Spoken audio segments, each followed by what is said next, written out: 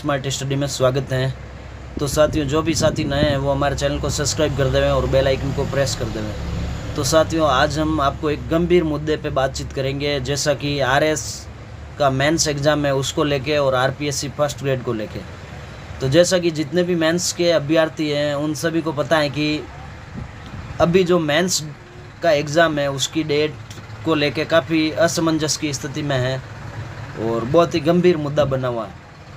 तो RS mains के अभ्यर्थी हैं जिनका धरना अभी जो राजस्थान यूनिवर्सिटी के मेन गेट पे भी चल रहा है और पहले इधर अमर जवान ज्योति पे भी गए थे और किरोड़ी लाल मीणा से भी मुलाकात की थी, जो राजस्थान सरकार की कैबिनेट मंत्री हैं, कृषि राज्य मंत्री, और दिया कुमारी से और प्रेमचंद बैरवा से भी मुलाकात की थी। तो सभी ने मिलके आश्वासन दिया था कि हम डेट को एक्सटेंड कर रहे हैं और वर्तमान में जो ये 17-18 जून को मेंस होना है उसको पोस्टपोन कर रहे हैं। तो इसको लेके कन्फ्यूजन, बहुत ही बड़ा कन्फ्यूजन था कि राजस्थान आरपीएससी के सचिव हैं, उन्होंने नोटिफिकेशन निकाल दिया था कि जो जून इस तय समय पे ही एग्ज़ाम होगा और 14 तारीख को एडमिट कार्ड डाउनलोड कर सकते हैं। तो साथियों, आज 14 तारीख भी हो गई और अभ्यर्थी बहुत ज़्यादा कन्फ्यूजन की स्थिति में है।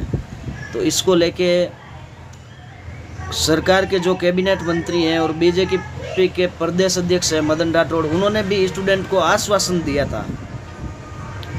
तो वर्तमान में इसको लेके राजस्थान के जो पूर्व सीएम हैं उन्होंने भी कुछ बताया है कि भर्ती परीक्षाओं को लेके सरकार गंभीर नहीं है, क्योंकि ये एक तरह से अभी तक स्थिति क्लियर नहीं हुई है कि मेंस का एग्ज़ाम तय समय पे होगा या नहीं होगा, और इधर स्टूडेंट भी भूख हड़ताल कर रहे हैं। तो स्टूडेंट है जो करीब ज़्यादातर स्टूडेंट इसकी डेट को आगे बढ़ाने के पक्ष में हैं, क्योंकि काफ़ी स्टूडेंट को तो टाइम ही नहीं मिला और कुछ मेंस इसका जो पीछे वाली वैकेंसी का प्रोसेस है वो पूरा नहीं होने की वजह से मेंस के अंदर जो पिछली वैकेंसी के अभ्यर्थी हैं वो भी इसमें बैठेंगे।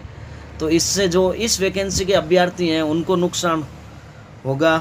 तो इसलिए काफ़ी स्टूडेंट है जो भूख हड़ताल भी कर रहे थे, लेकिन भूख हड़ताल को हैं जो भाजपा प्रदेश अध्यक्ष ने ना आश्वासन देके ख़त्म करवा दी है और फिर बाद में परीक्षा की डेट भी आगे नहीं बढ़ाई और अभी तक स्थिति क्लियर नहीं की है। तो इसके बारे में पूर्व सीएम अशोक गहलोत और हरमान बेनीवाल ने भी अपने अपने वक्तव्य दिए हैं। तो आप सभी साथी जो आरपीएससी के हैं और फर्स्ट ग्रेड के हैं उन सबको एक बार ट्विटर पे भी आंदोलन करना चाहिए कि आरपीएससी मेंस एग्ज़ाम और फर्स्ट ग्रेड का है जो एग्ज़ाम की डेट पोस्टपोन करें और आगे नई डेट निकाली जाए। तो पूर्व सीएम अशोक गहलोत ने क्या कहा है वो भी हम बताएंगे। तो साथियों, इन्होंने लिखा है कि भर्ती परीक्षाओं को लेकर सरकार गंभीर नहीं है। तो आरएस भर्ती परीक्षा को लेकर युवाओं के साथ किए जा रहे व्यवहार को लेकर पूर्व मुख्यमंत्री अशोक गहलोत ने सरकार से सवाल किए हैं। गहलोत ने कहा कि ऐसा लग रहा है कि राजस्थान सरकार युवाओं के भविष्य एवं भर्ती परीक्षाओं को लेकर बिल्कुल भी गंभीर नहीं है। सरकार के दोनों उप मुख्यमंत्री एवं तमाम विधायकों ने आरएस जो मेंस एग्ज़ाम है उसकी परीक्षा को लेकर मुख्यमंत्री को पत्र लिखे। भाजपा प्रदेश अध्यक्ष ने प्रदर्शनकर्ता अभ्यर्थियों से कह दिया कि आपका काम हो जाएगा और उनकी भूख हड़ताल खत्म करवा दी थी। और भाजपा प्रदेश अध्यक्ष की बात के मायने होते हैं, क्योंकि वो सरकार में भी अपना पक्ष रखते हैं। तो इन सब से अभ्यर्थियों में माहौल ऐसा बन गया कि परीक्षा की तारीख आगे बढ़ेगी, जिसके कारण उन्होंने अपनी तैयारी उसी अनुरूप कर दी है। तो जो भूख हड़ताल थी वो ख़त्म करा दी थी, तो स्टूडेंट को भी थोड़ा कॉन्फिडेंस आ गया कि डेट आगे खिसकेगी, तो उन्होंने मतलब उसके अनुरूप उनकी तैयारी है। तो साथियों, आगे हरमान बेनीवाल ने इसके बारे में क्या वक्तव्य दिया है वो भी देखते हैं।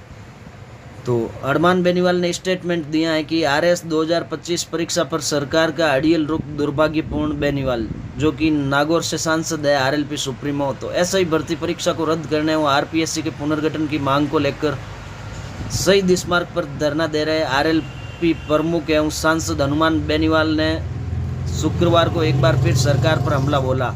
बेनीवाल ने कहा कि जब एक सांसद, 2 उप मुख्यमंत्री, आधा दर्जन से अधिक मंत्री और 50 विधायक आरएस 2024 मेंस एग्ज़ाम और फर्स्ट ग्रेड परीक्षा की तिथि आगे बढ़ाने की मांग कर चुके हैं, तो फिर सरकार क्यों इस पर अड़ियल रुख अपना रही है। एक भर्ती परीक्षा की प्रक्रिया पूरी किए बिना दूसरी परीक्षा करवाना न सिर्फ अन्याय है बल्कि दुर्भाग्यपूर्ण भी है। ये लाखों युवाओं के भविष्य से जुड़ा विषय है, न कि सरकार की नाक का सवाल।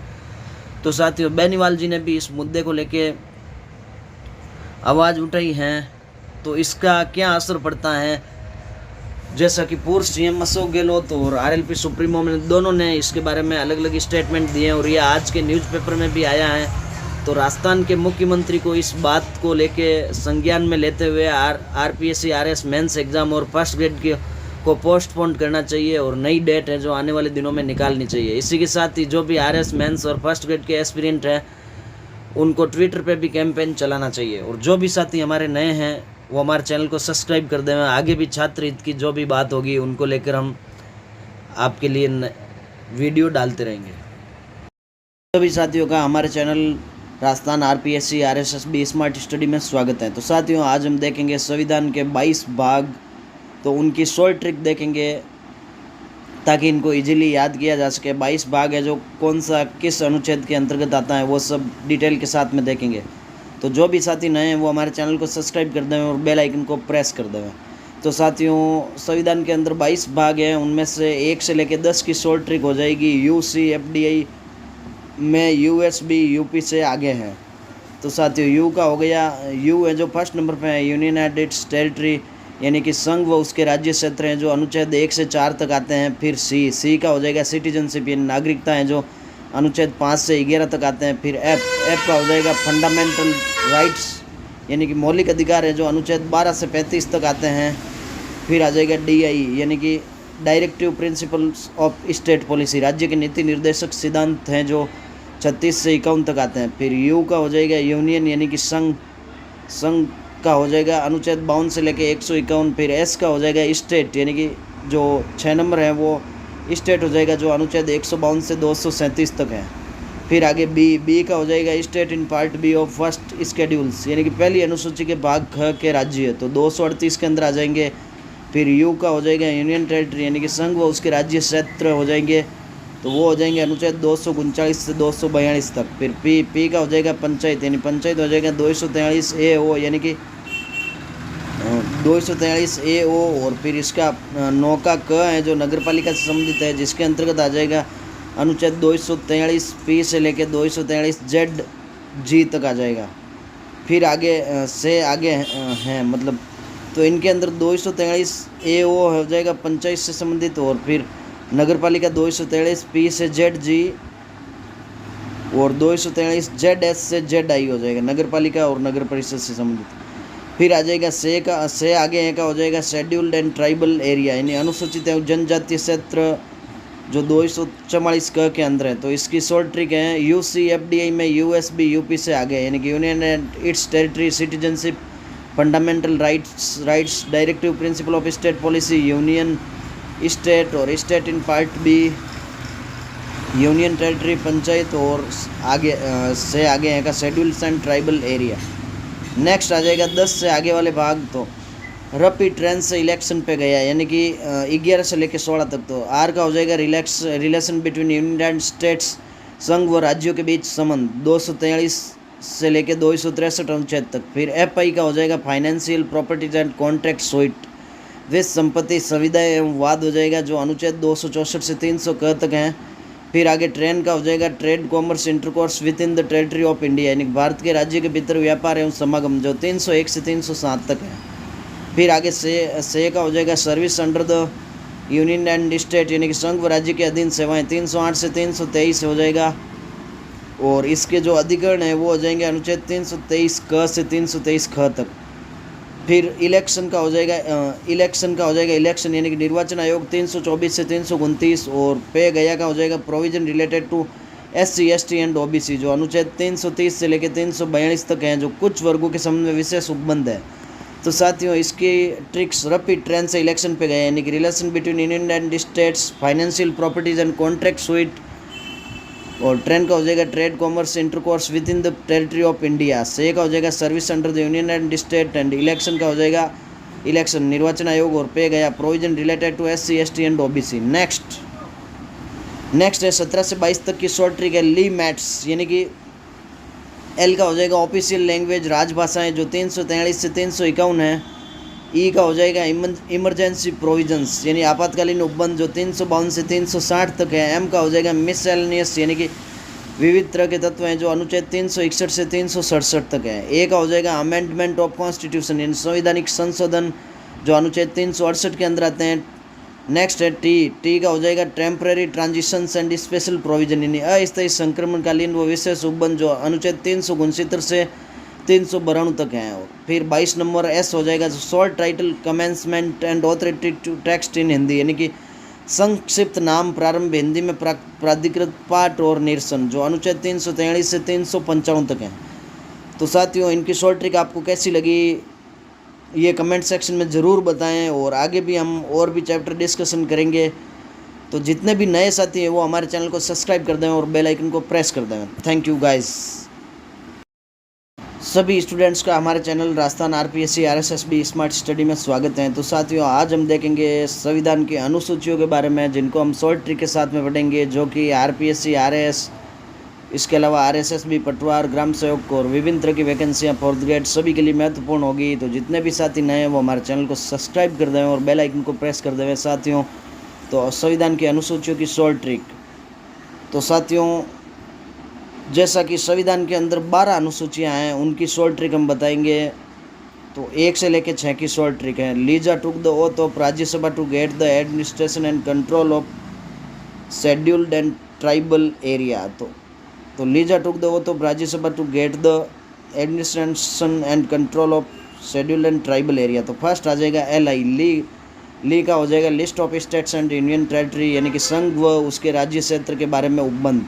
सेकंड हो जाएगा लीजा टुक द, यानी कि सा का हो जाएगा salary of president, governor and CJ of supreme court and high court, यानी कि जजों की सैलरी जो सुप्रीम कोर्ट, हाई कोर्ट और केक के होते हैं। तो संवैधानिक प्राधिकारियों के वेतन है वो सेकंड अनुसूची में आएंगे। थर्ड के अंदर ओथ ऑफ, यानी कि forms of oath and affirmation, यानी कि शपथ का प्रारूप है, वो थर्ड अनुसूची के अंदर आएगा।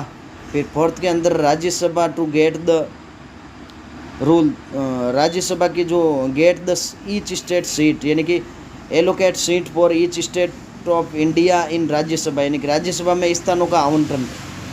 फिर आ जाएगा एडमिनिस्ट्रेशन एंड कंट्रोल ऑफ, यानी कि administration and control of schedule and tribal area, यानी कि अनुसूचित क्षेत्रों और अनुसूचित जनजाति के प्रशासक व नियंत्रण आ जाएगा। फिर आ जाएगा ट्राइबल एरिया, यानी कि provisions of administrative of tribal area, जनजातीय क्षेत्रों में प्रशासन। इसके अंदर आ जाएगा महात्मा, यानी कि MATM, यानी कि मेघालय, असम, त्रिपुरा और मिजोरम के अंदर जनजातीय क्षेत्रों के अंदर प्रशासन की स्थिति को स्पष्ट करता है।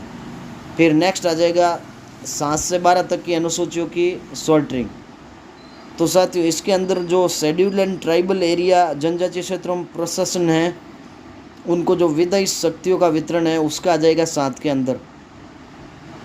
तो पावर टू रूल देम, यानी give allocation and power between union and state, तो विधायी शक्तियों का वितरण है वो 7वीं अनुसूची के अंदर आ जाएगा। फिर आगे नेक्स्ट ट्रिक है Lalan is disqualified from panchayat and municipality, यानी कि जो ललन है वो डिसक्वालीफाई हो गए हैं पंचायत और म्यूनिसपालिटी से। तो LA ललन की हो जाएगी list of 22 language of India recognised by the constitution, यानी संविधान के अंदर जो 22 लैंग्वेज दी गए हैं जो राजभाषाएं, उनके बारे में है। फिर ललन, यानी कि सेकंड जो 9वीं अनुसूची है वो हो जाएगी contains acts and order related to land tenures, land tax, railway industries, यानी कि भूमि सुधार, कुछ अधिनियमों का विधि मान्यकरण, संपत्ति अधिग्रहण।